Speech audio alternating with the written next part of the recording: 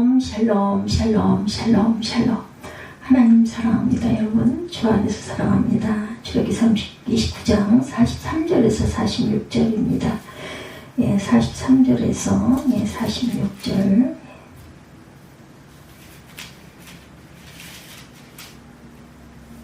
내가 거기서 이스라엘 자손을 만나리니 내 영광으로 말미암아 회막이 거룩하여 될지라. 내가 그 회막과 제단을 거룩하게 하며 아론과 그의 아들들도 거룩하게 하여 내게 제사장 직분을 행하게 하며 내가 이스라엘 자손 중에 거하여 그들의 하나님이 되리니 그들은 내가 그들의 하나님 야훼로서 그들 중에 거하려고 그들을 애굽 땅에서 인도해 낸 줄을 알리라. 나는 그들의 하나님 야훼니라. 46절에 이렇게 말씀을 하고 있죠. 나는 그들의 하나님 여호와니라. 하나님의 뜻은 우리를 구원하실 뿐만 아니라 구원 이후에 무엇을 원하시는가 하는 중요한 신학적 해석을 잘 보여주고 있습니다. 플린트에서 매우 중요한 핵심 신학에 우리가 정말 붙여놓고 항상 눈으로 보고 마음으로 읽어야 할 것 같습니다. 출애굽기 구원 그 이후에 성막 함께 살펴보죠. 내가 이스라엘 자손 중에 거하여 그들의 하나님이 되리니 그들은 내가 그들의 하나님 야훼로서 그들 중에 거하려고 그들을 애굽 땅에서 인도하여 낸 줄을 알리라. 나는 그들의 하나님 야훼니라. 아멘. 출애굽기의 목적은 본문 속에 분명히 나와 있죠. 우리는 출애굽기는 제목이 출애굽이라는 자꾸 노예생활에서 탈출해서 해방을 얻은 것에만 초점을 맞추게 됩니다. 출애굽기의 제목 출애굽. 그러나 왜 그런 일이 일어났고 그 일이 가지는 목적 전체가 무엇인가 놓치지 말아야 합니다. 그것은 하나님이 그들 중에 거하여 그들의 하나님이 되시는 것이다. 성막의 목적이 있어요. 첫째, 그들 중에 거하여 그들의 하나님이 되신. 그래서 출애굽기에 가장 많이 할애된 내용은 성막에 관한 것입니다. 하나님은 이스라엘 백성들을 종되었던 애굽에서 첫 번째 구원해서 두 번째 자기 백성을 삼고 당신을 경배하게 하며 그들로 하나님의 자녀가 되게끔 하는 목적을 위하여 그들에게 출애굽의 역사를 베푸셨다. 바로의 총으로 비참함, 종으로의 비참함, 공고한 가운데 살던 백성들이 이제 하나님의 백성으로 살게 되었는데 그 당신의 백성에게 베푸시는 크신 두 가지, 바로 율법과 성막입니다. 첫 번째 율법은 하나님과의 관계, 백성들의 질서를 위함이고, 두 번째 성막은 하나님의 통치, 하나님의 임재를 위해 만들게 하신 것이다. 출애굽기 25장에서 31장까지 성막을 어떻게 지어야 하는지 세밀한 부분까지 하나님께서 직접 설명하신 부분입니다. 출애굽기 35장에서 40장까지는 백성들이 그것을 지시받은 대로 어떻게 세밀한 부분까지 말씀에 맞추어 지었는가 하는데 길게 할애가 되어 있습니다. 그것이 출애굽기 후반부에 성막에 관해 장황하고 길게 할애하고 있는 이유입니다. 즉 하나님은 그의 백성들 가운데 거하시기를 원하신다. 순종해야 구원의 은혜를 누립니다. 성경은 성막이 얼마나 아름답고 그래서 백성들이 그것을 보고 얼마나 감탄했는가 하는 감상에 젖어서는 안 된다. 즉 하나님이 그 백성과 함께 하시고 임재하시는 것은 순종을 통해서 일어나는 일이다. 지시한 그대로 짓고 명하신 규례대로 행해야 한다. 하나님 이스라엘 백성에게 당신이 그들의 하나님이 되시고 그들은 당신의 백성으로 삼으시고 성막을 통해 그들과 임재하시고 동행하심으로 하나님의 거룩하심, 의로우심, 진실하심, 즉 당신의 영광을 나타내시려고 합니다. 이것은 하나님의 구원 사역의 작정이에요. 그러나 이것은 그 백성들이 순종해야 일어납니다. 하나님의 베푸신 어떠한 은혜도 없고 수혜자들이 순종하지 않으면 아무 효과가 없어요. 사도 요한의 구원 이후 붙어서 열매를 맺죠. 출애굽기 성막은 요한복음의 가지다. 나는 포도나무여 너희는 가지니 저와 내 안에 내가 저 안에 있으면 이 사람은 과실을 많이 맺나니 나를 떠나서는 너희가 아무것도 할 수 없습니다. 사람이 내 안에 거하지 않냐면 가지처럼 밖에 버리워져서 말라지나니 사람들이 그것을 모아다가 불에 던져 사르니라. 너희가 내 안에 거하고 내 말이 너희 안에 거하면 무엇인지 원하는 대로 구하라. 그리하면 이루리라. 너희가 과실을 많이 맺으면 내 아버지께서 영광을 받으실 것이요 너희가 내 제자가 되리라. 요한복음 15장 5절에서 8절입니다. 포도나무의 가지는 독립적일 수 없어요. 나무에 붙어 있어야 생명의 기운을 누릴 수가 있고 열매를 맺습니다. 가지에 열리는 포도나무 열매는 포도나무가 만든 것이지 가지가 아니죠. 열매는 그저 가지에 달릴 뿐이다. 그래서 나무에서 분리된 가지는 세상스러운 형벌을 가할 필요가 없습니다. 분리된 자체로 형벌을 받게 되죠. 말라져 버립니다. 밖에 버리워져 버린다라는 거죠. 생명이 없어지죠. 요한복음 15장 8절에 보듯이 과실을 많이 맺는 것은 가지의 책임이고 의무이기 이전에 그렇게 함으로써 나무의 영광을 나타내는 것이 된다. 내 아버지께 영광을 받으실 것이요 가지에 맺히는 열매로 인하여 그 나무의 영광이 드러나며 그것은 동시에 가지의 영광입니다. 순종이란 것은 우리가 열매를 만드는 작업이 아니에요. 우리가 세상적 복을 받기 위한 조건으로 제시되는 것도 아니다. 하나님이 구원하신 백성의 존재의 위치와 이 하나님과의 관계를 설명하는 것입니다. 우리 모두는 하나님 없이는 존재할 수가 없고 그 의미나 가치를 스스로 창출할 수가 없습니다. 이러한 일들은 하나님께서 이스라엘 백성 중에 거하시지만 그들의 순종을 통해서 하나님의 하나님 되심이 드러나고 그 영광이 나타난다라는 차원에서 포도나무와 가지 비유와 동일한 의미로 출애굽 사건 그 핵심 목적인 성막의 의미는 분명히 해야 한다라는 것입니다.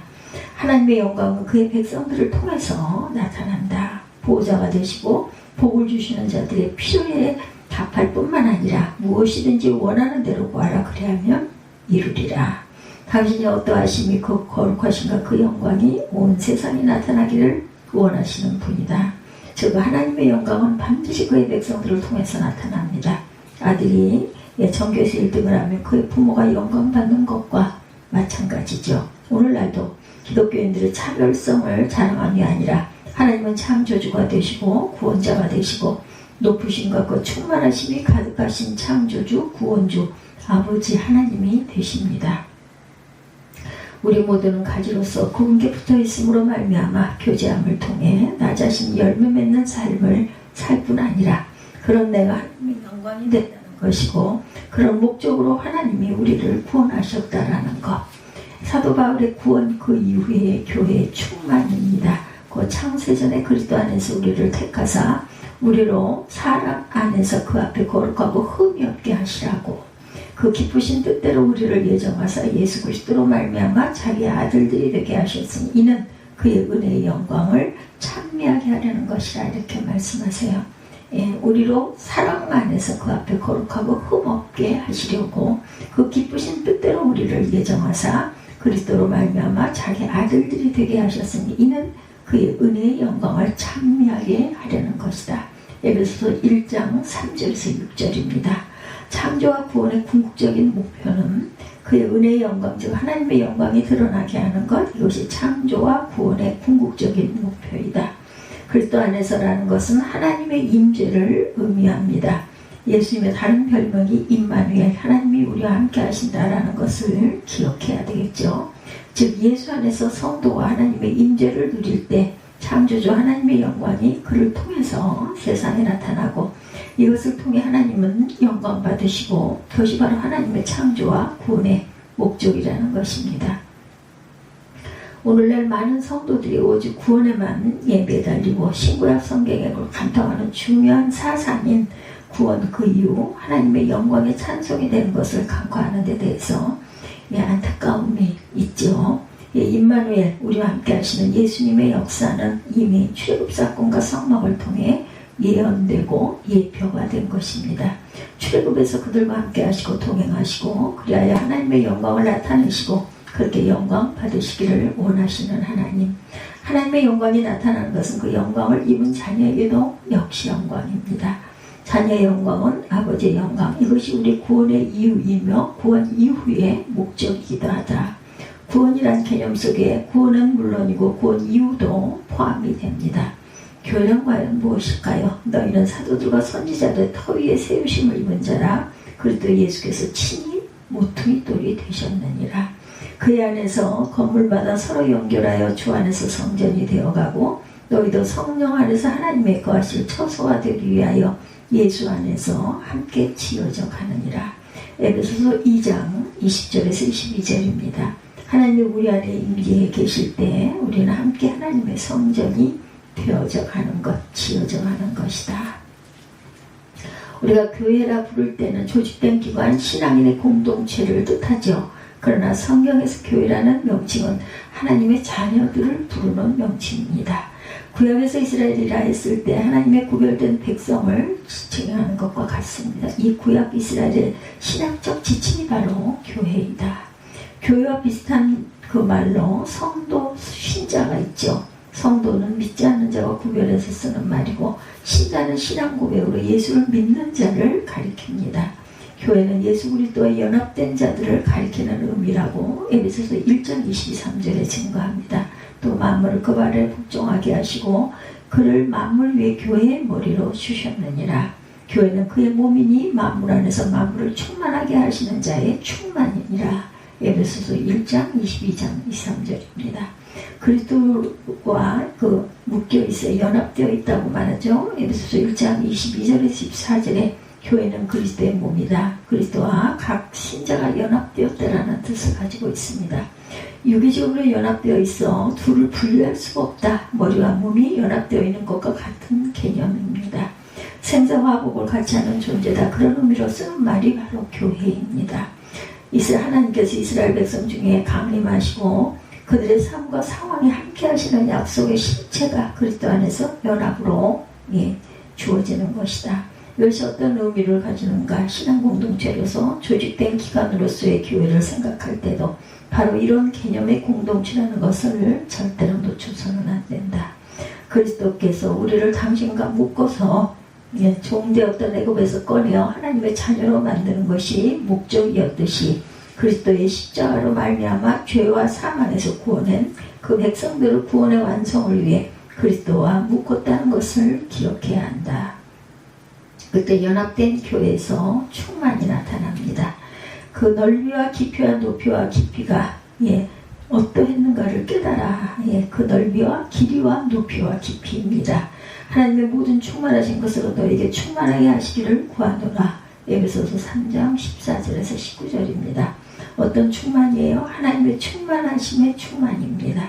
교회는 그의 몸이니 만물 안에서 만물을 충만하게 하시는 자의 충만이니라. 이 말씀에서 나타나는 것 같은 그 충만, 에베소서 1장 13절의 뜻입니다. 즉 하나님과 연합해 있으니 자연히 하나님의 모든 속성과 성품이 교회에게 전이되어야 한다. 그래서 하나님의 인격, 사랑, 은혜, 능력 등 이런 것들로 충만해진다. 믿음의 적극적인 의미, 우리가 교회로 부름받은 것은 구원에서 부정적인 부분을 빼고 죄, 위기, 영벌에서 구출하고 구원한다라는 것이죠. 긍정적이고 적극적인 의미에서 그리스도 예수 안에서 구별받은 후에도 하나님의 모든 충만한 것으로 충만히 되어져야 한다는 것. 그리스도와 연합되어져 있으면 당연히 내가 그분의 충만이 전이 된다. 그래서 구원으로 끝나지 말고 구원 이후에 하나님의 충만한 것으로 충만한 삶을 살아야 한다는 것. 요한복음에서 포도나무에 가지가 한 대 묶여있듯이 출애굽의 성막이 백성들 가운데 거했듯이 에베소서에서는 그리스도의 몸이 한 대 묶여있듯이 그래서 어떻게 해서든지 하나님의 영광을 나타내야 한다. 이때 하나님은 가지 몸 교회를 통해 영광을 받으시고 영광이 나타난다라는 것이죠. 왜 이런 강조를 해야 하는가? 오늘 우리는 구원의 부정적 차원에서의 구원, 즉 억압과 비극으로부터 해방에서만 끝나고 구원받은 후에는 내가 주를 위해 해야 할 일, 헌신이 있다고 생각하는 사람들이 많습니다. 이런 연합, 충만, 임재 개념을 빼뜨리고 막바로 봉사, 헌신으로 들어가는데 헌신해야 되죠. 그러나 헌신 이전에 할 일이 있습니다.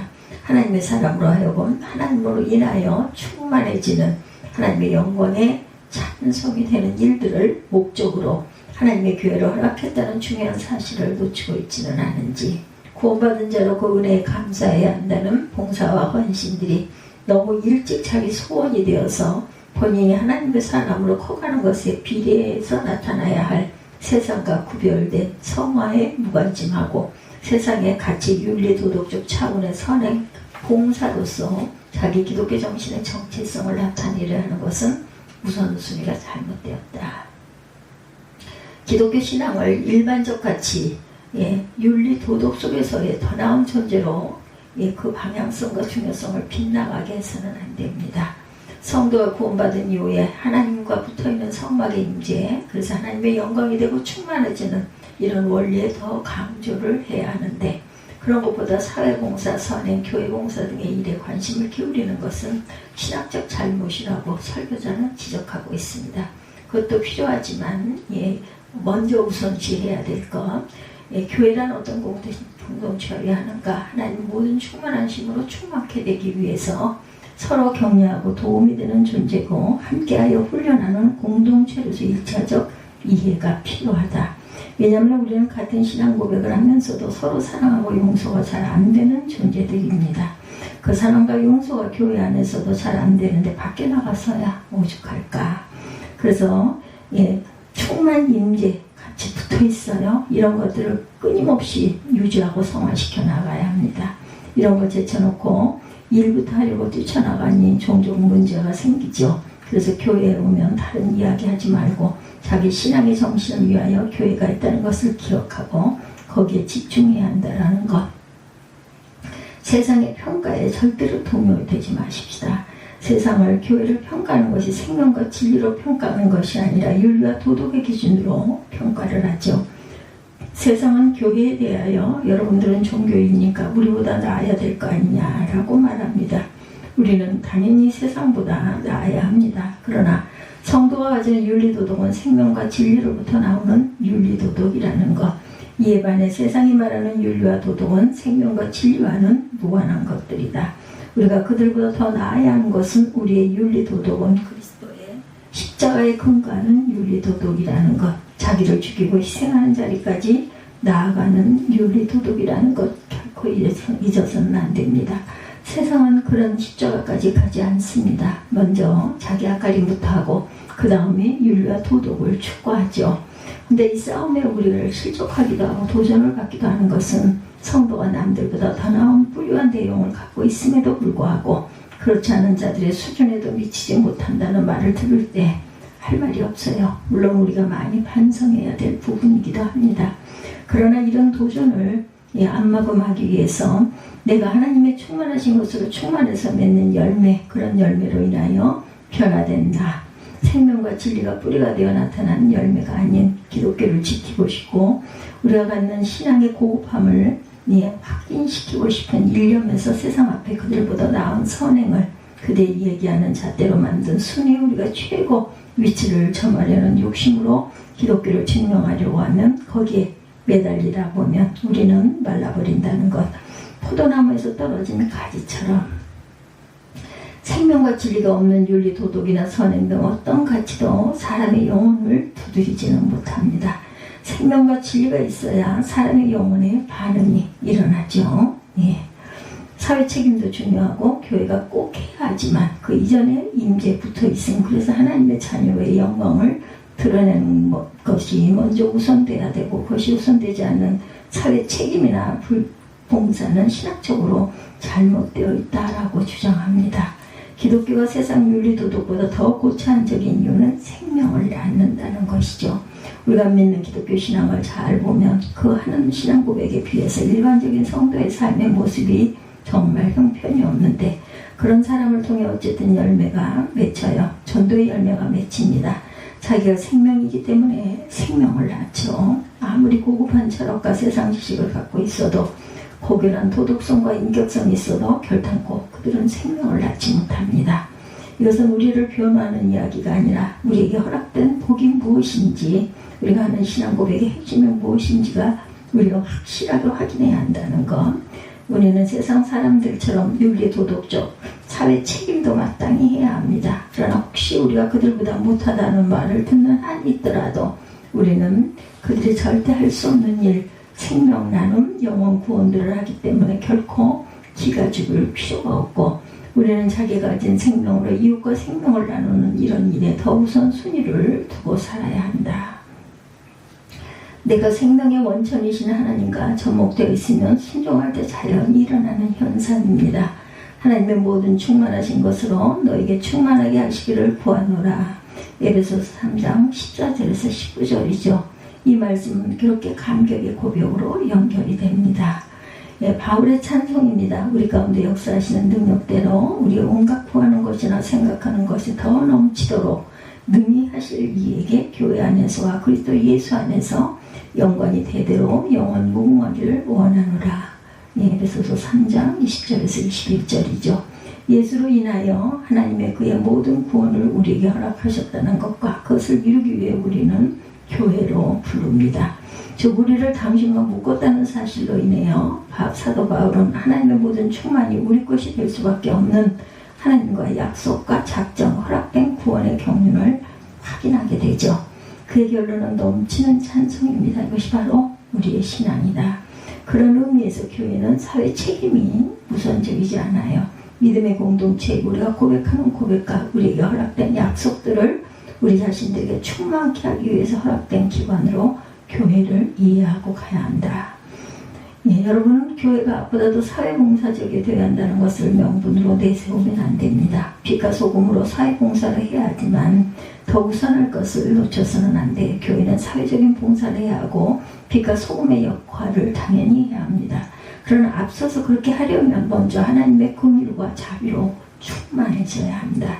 그것이 교회가 해야 할 일이고 교회에게 요구해야 할 사안이다. 우리는 이런 도전을 기독교 역사 내내 보고 옵니다. 포도나무에 붙어있는 것을 포기하고 나와서 열심히 일하고 돌아다니는 이 유혹을, 이 시험을 기독교가 역사 내내 받아오죠. 그래서 시간이 지나면서 차차 말라버렸어요. 그럴 때 남은 고난입니다. 내가 이제 너희를 위하여 받은 괴로움을 기뻐하고 그럴 때 남은 고난을 그의 몸된 교회를 위하여 내 육체에 채우느라. 골로새서 1장 24절이죠.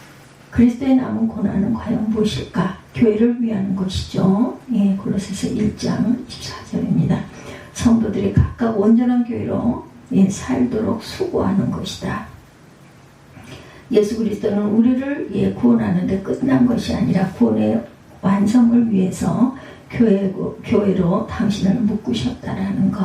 그 일에 바울이 수고하며 받은 남은 고난을 기쁨으로 감당하죠. 이것이 출애굽기 주제입니다.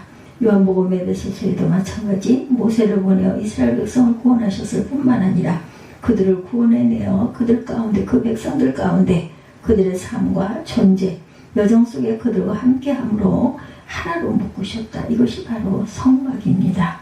이스라엘을 하나님의 제사장 국가로 부름을 받았는데 그들이 여러 나라를 돌아다니면서 하나님의 하나님 되심을 무슨 무력이나 경제적으로 쉬하는 것이 아니라 그들의 행실과 삶이 다름으로 인하여 그분의 영광을 나타내는 것이다. 이것이 오늘날 마찬가지로 우리 성도의 다름이고 구별입니다. 이것을 위해서 교회로 허락되었고 우리가 신앙 고백에도 불구하고 아직 하늘로 아직 불려가지 않은 이유가 바로 이것 때문이다. 거룩함을 세상에 보여주기 위해서. 그럼에도 불구하고 성도는 혼자 쉽게 낙심하고 넘어지는데 그래서 서로 붙들어주고 교회를 든든히 서가도록 격려할 필요가 있다. 이것이 바로 바울이 말한 그리스도의 남은 고난입니다. 그리스도의 남은 고난은 성도를 완전한 자로 세우는 일. 이는 골로새서 1장 28절에 완전한 자로 세움이죠. 우리가 그를 전파하여 각 사람을 권하여 모든 지혜로 각 사람을 가르치면 각 사람을 그리스도 안에서 완전한 자로 세우려 함이니. 이것이 교회가 가지는 책임이고 우리에게 허락될 말할 수 없는 신비입니다. 하나님이 우리에게 가지신 그의 창조주 구원자 아버지로서의 가지시는 기쁘시는 뜻, 우리가 그의 영광의 찬송이 되기 위한 하나님의 작정입니다.